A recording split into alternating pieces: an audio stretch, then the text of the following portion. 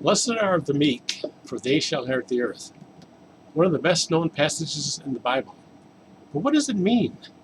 Saying that the meek shall inherit the earth raises the immediate question, well, just when will they do that? Most people would understand that to mean that at some indeterminate time in the future, maybe after the end of the world, when God creates a new heaven and earth. Some will say that in the millennium, a 1,000-year period of peace on earth, where many Bible teachers say is to come. Or it can mean something else. As most of you know, maybe, the New Testament was originally written in Greek and the Old Testament in Hebrew. The Bible the early church used primarily was the Greek translation of the Hebrew Old Testament. And that phrase, inherit the earth, is a very common one in the Old Testament. It occurs over 40 times, and it never refers to some future event after life in here is all over.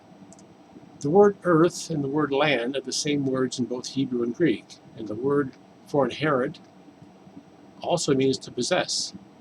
The land Israel was often spoken of as inheriting, the land of promise, or possessing the land. They inherited in the sense that it was given to them. The land belonged to God, and He gave it to Israel. The verse is actually a quote from Psalm 37:11, which says that the humble will inherit the land and will delight themselves in abundant prosperity. The word humble here is the same word as the word meek in Mattthew. Here the meek possess or inherit land, the word "the" is not in the Hebrew text, and delight themselves in abundant shalom, which can be translated as peace, wholeness, completeness, or as someone put it, the way things are supposed to be. When Jesus said that the meek shall possess the land, his listeners would have immediately thought of this verse in the Psalms.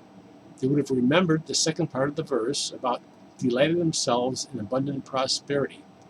The phrase delighting themselves is used in Isaiah 66:11 in a sexual context, speaking of the intensity of the experience. You can read that one yourself. But simply put, the meek are the ones who come to know the fullness of life and experience. In the Beatitudes, from which our original verse comes, there is an expression which doesn't come out in most English translations. The word "they" is emphasized. So it's like, blessed are the meek, for they are the ones who will possess the land. They are the ones who will experience all that God has planned for His people. We have to ask then, what does it mean to be meek? Whatever it does mean, in this context, it is not to be understood apart from the other 8 Beatitudes. That means the meek person in verse 5 will also be poor in spirit, hunger and thirst for righteousness, be merciful, pure in heart, and a peacemaker. Jesus isn't talking about 8 different kinds of people, but the same people looked at in slightly different ways.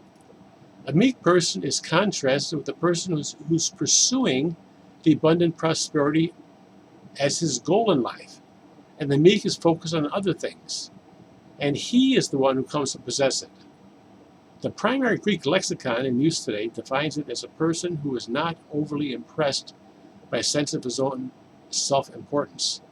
Someone has said, maybe it was me, that humility isn't thinking less of yourself, but not thinking of yourself at all. Another person, far more scholarly and famous than me, has said that it is that temper of spirit in which we accept God's dealings with us as good, and therefore without disputing or resisting. We could just as well put the other qualities in the Beatitudes all together and end up with meekness. Oh, and one more thing. Most translations probably call this person blessed or blessed, while most more modern translations call that person happy. This person is happy because their life is fitting in with the grand scheme of things. They are in the center of God's will. They know that there is no other place that they would rather be.